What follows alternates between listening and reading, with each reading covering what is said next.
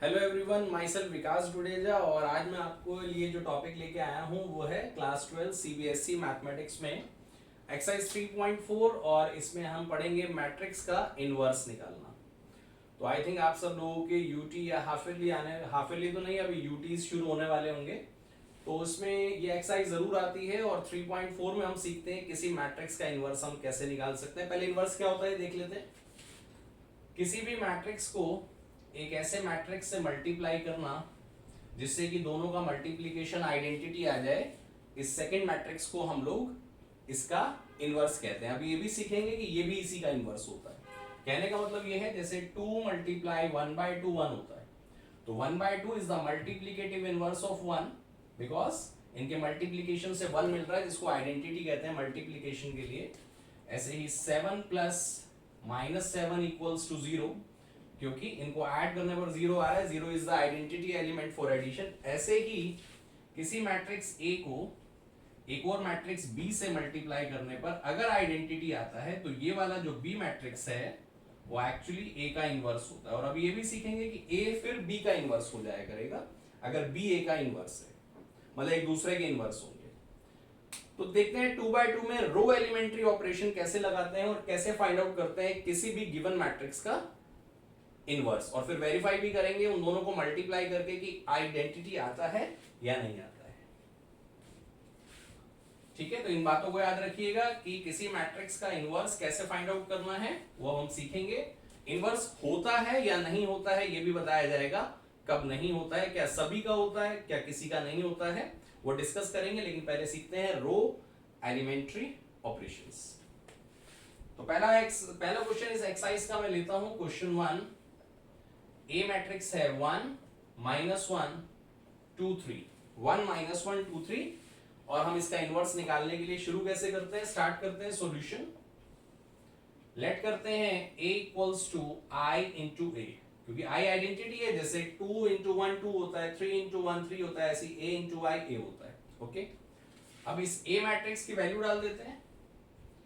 1 -1 2 3, identity 2/2 में होता है 1 0 0 1, डायगोनल पे 1 1, अदर एलिमेंट 0।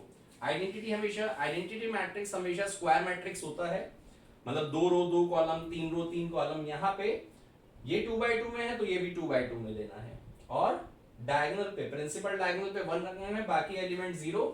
और ये a एज इट इज, ये लास्ट तक ऐसे ही चलेगा। अब करना क्या है, इसको आइडेंटिटी बनाना है। जब ये आइडेंटिटी बन जाएगा, ये ए है, तो जो यहां आंसर आएगा वो ए इनवर्स का काम करेगा। इसको आइडेंटिटी बनाने का भी एक प्रोसेस है, पहले 1 फिर 0 फिर 1 फिर 0, 1 0 1 0। अगर ऐसे नहीं चलोगे तो जो एलिमेंट पहले आपने बना लिए हैं वो गड़बड़ कर सकते हैं। देखते हैं प्रैक्टिकली कैसे होता है। तो पहले हमने ये बताया कि पहले यहाँ 1 होना चाहिए, और ये तो 1 ही है, तो कोई भी ऑपरेशन लगाने की जरूरत नहीं है इसको चेंज करने के लिए। इसके बाद आपको इस वाले एलिमेंट पर आ जाना है और इसको बनाना है 0, क्योंकि हमें इसे आइडेंटिटी बनाना है, तो इट शुड बी 0। तो अगर इसे 0 बनाना है तो रो की हेल्प लेनी है, क्योंकि हम जो मेथड पढ़ रहे हैं वो है रो एलिमेंट्री ऑपरेशंस का। तो हम लोगों को रो की हेल्प लेनी है। If you want to change in second row we will have to take the help from R1, first row. अब इसको 0 इसकी हेल्प से बनाना है, तो इसका डबल इसमें से सब्ट्रैक्ट कर दीजिए, मतलब R2 में से R1 का डबल सब्ट्रैक्ट कर दीजिए। तो ऑपरेशन कैसे लिखा जाएगा, R2 changes to R2 minus 2R1। तो इसका डबल जब इसमें से माइनस होगा तो यहाँ अपने आप 0 आ जाएगा।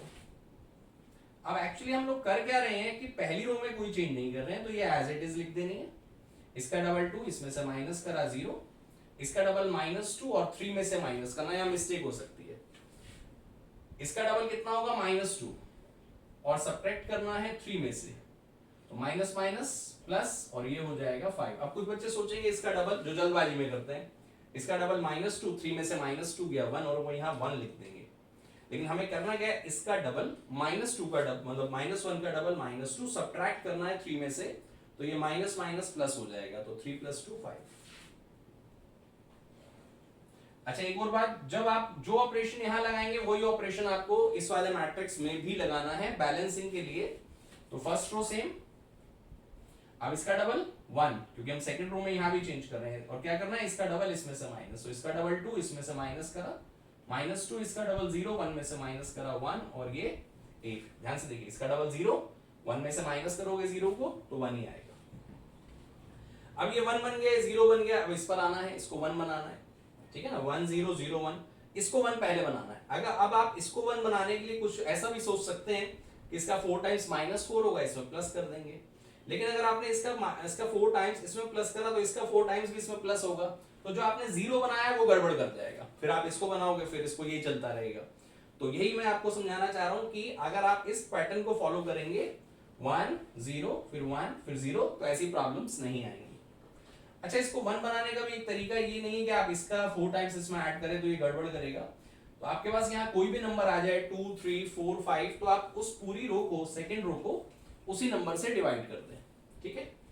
तो अगर मैं यहाँ 5 से डिवाइड करूंगा तो ऑटोमेटिक 1 हो जाएगा और इसमें कोई फर्क भी नहीं पड़ेगा, क्योंकि 0/5 0 होता है। तो ऑपरेशन क्या लिखा जाएगा, R2 चेंजेस टू 1/5 R2।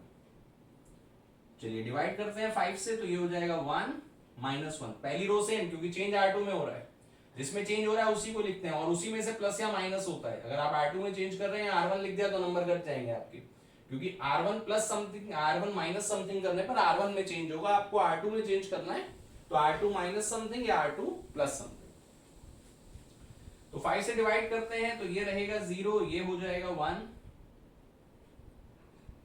यहां भी डिवाइड करना है तो पहली रो सेम, ये हो जाएगा -2/5 और ये हो जाएगा 1/5, और ये वाला a, ये a को छोड़ना नहीं है आपको, ठीक है। अगर आपने ये a छोड़ दिया तो आपके हिसाब से दोनों मैट्रिक्स इक्वल है, जबकि ये बराबर नहीं है तो गलत हो जाएगा।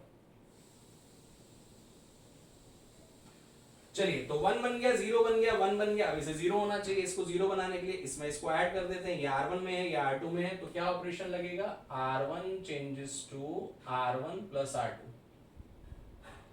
पहले स्ट्रक्चर बना लेते हैं। अब R1 में R2 ऐड करना है, 1 + 0 1, -1 + 1 0, ये सेम 0 एंड 1। यहाँ पे 1 में -2/5 प्लस करना है, 1 में -2/5 प्लस करना है, बेसिकली 1 में से 2/5 सब्ट्रैक्ट करना है, तो इट विल बी 3/5। फिर R1 + R2, 0 में 1/5 ऐड करा तो 1/5, ये तो सेम आएगा, -2/5 और 1/5। जब ये आपका आइडेंटिटी आ जाए 1 0 0 1, तो ये आपका आंसर होता है A इनवर्स का।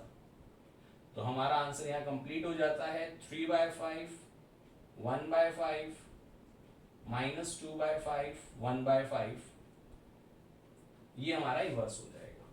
अब हम कैसे रिजल्ट पे पहुंचे कि यही हमारा आंसर है, तो देखिएगा ये क्या है, आइडेंटिटी, यहां क्या है, एक मैट्रिक्स, ये क्या है, ए में किसका मल्टीप्लाई करें आइडेंटिटी आ जाए, ए की पॉसिबिलिटी है A इनवर्स का, तो इसका मतलब 100% अगर ये आइडेंटिटी है, ये A है, तो ये वाला A इनवर्स ही होगा। कौन सा वाला, ये वाला, तो A इनवर्स का आपका आंसर आ गया, ठीक है। तो आइए वेरीफाई करते हैं कि ये आंसर सही है या नहीं है। वैसे तो बुक में आप चेक कर सकते हैं, अगर आपके पास बाय चांस एग्जाम में आप दे रहे हैं तो आप चेक भी कर सकते हैं। तो A को ही लिखा रहने देते हैं, A इनवर्स को छोड़ देते हैं और मल्टीप्लाई करते हैं A को A इनवर्स से, और देखते हैं क्या आना चाहिए हम लोगों का, आइडेंटिटी। इसके साथ साथ आप मल्टीप्लिकेशन भी सीख लेंगे, अभी मैं आपको जब मल्टीप्लाई करके दिखाऊंगा कि कैसे हम मल्टीप्लाई करते हैं। तो डाल देते हैं heading verification A into A inverse, या A इनवर्स इंटू A भी करना है, एक ही बात है। तो यहां लिखते हैं A, यहां लिखते हैं A इनवर्स, A है 1 -1 2 3, A इनवर्स है। अच्छा, इसमें से आप 1/5 कॉमन ले सकते हैं, अगर सबके डिवाइड में 5 है तो बाहर लिख लें, इसका 1/5 यहां लिख सकते हैं, तो आपको मल्टीप्लाई में आसानी हो जाएगी। 3 1 -2 1, तो 1/5 एज इट इज।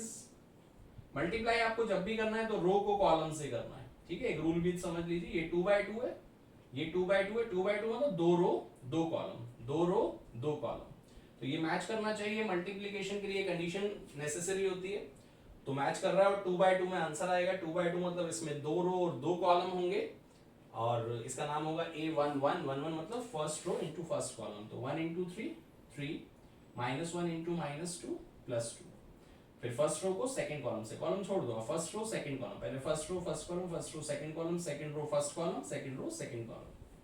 तो 1 इंटू 1 1, -1 इंटू 1 -1। तो फर्स्ट रो की दोनों में हो गया, फर्स्ट रो को छोड़ दो, यहाँ सेकंड रो में आ जाओ, इसमें भी सेकंड रो में आ जाओ, सेकंड रो फर्स्ट कॉलम। तो 2 इंटू 3 6, 3 इंटू -2 -6। उसके बाद second row second column, 2 into 1 2 और 3 इंटू 1 3। तो ये हो गया बच्चों 5 0 0 5, 3 + 2 + 3 5। अगर मैं इस 5 को अब अंदर ले जाऊं तो ये हो जाएगा 1 0 0 1। और ये क्या है, आइडेंटिटी। अगर आप a इंटू ए इनवर्स को आइडेंटिटी ला पा रहे हैं तो आपका इनवर्स करेक्ट होगा। ठीक है, तो फटाफट से इसको नोट करें और करते हैं अगला। इसका कुछ समझते हैं कि क्या क्या प्रॉपर्टीज होती हैं इनवर्स की।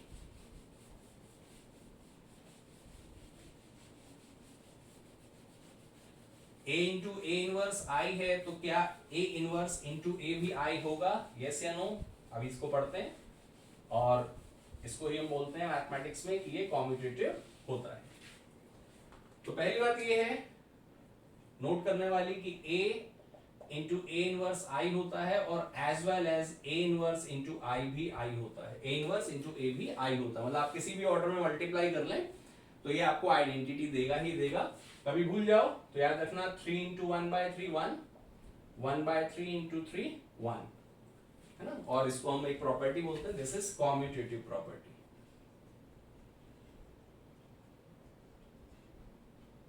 कॉम्यूटेटिव प्रॉपर्टी मतलब a B equals to b a multiplication में, 2 + 3 इक्वल्स टू 3 + 2। और इस इनवर्स से रिलेशन में, इनवर्स के लिए हम क्या कह सकते हैं, ये जो a B equals to b a लिखा था वो सिंपल मल्टीप्लीकेशन के लिए, अलजेब्रा के लिए, स्मॉल में भी लिख सकते हैं। तो यहां से हम देखते हैं कि a into a inverse equals to a inverse into a equals to I. ये तीनों ही रिजल्ट बराबर होते हैं, आप किसी भी इस ऑर्डर में मल्टीप्लाई कर लें।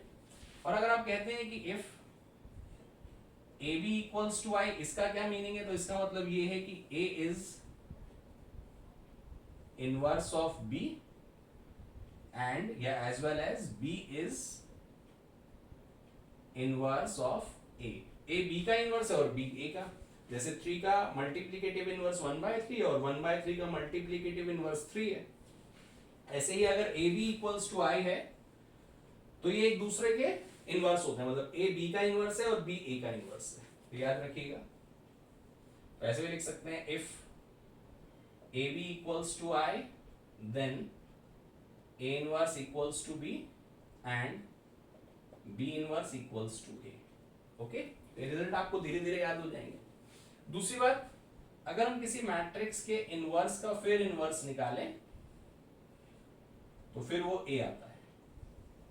अगर आप किसी मैट्रिक्स के इनवर्स आपने निकाल लिया, अब फिर उसका इनवर्स निकालोगे तो फिर वहीं पहुंच जाओगे ए पर। इसी प्रॉपर्टी को हम दूसरे शब्दों में कह रहे हैं कि अगर बी जो है वो ए का इनवर्स है, अगर B is inverse of A, तो हम ये कह सकते हैं कि A inverse equals to B. अब अगर आप बी का इनवर्स निकालोगे तो वो ए आएगा, ठीक है, क्योंकि बी भी ए का इनवर्स है और ए जो है वो बी का इनवर्स है। ठीक है, तो ये प्रॉपर्टी याद रखिएगा कि ए इनवर्स का इनवर्स फिर ए होता है। तो 2/2 का एक और करते हैं तो आपको ये पूरा क्लियर हो जाएगा ऑपरेशन कैसे लगाए जाते हैं। अभी मैंने लिया था first question from the book NCERT exercise 3.4 question 1। अब लेते हैं नेक्स्ट क्वेश्चन, फिर थोड़े से आपको ट्राई करने होंगे तो आपको ये बिल्कुल क्लियर हो जाएगा। क्वेश्चन 2, ए हमको गिवन है 2 1 1 1, हमें निकालना है इसका इनवर्स, ए का इनवर्स।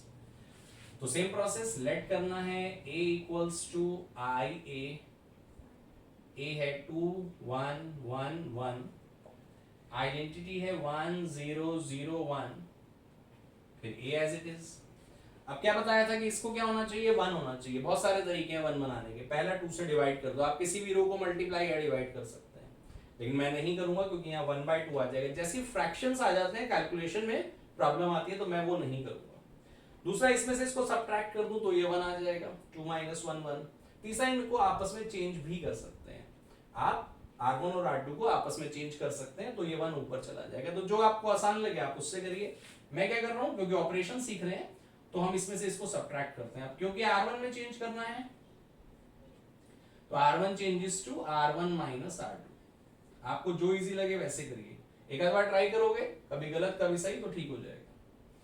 तो 2 - 1 1, 1 - 1 0। अच्छा, तो फायदा हो गया, यहाँ भी 0 आ गया, ये सेम 1।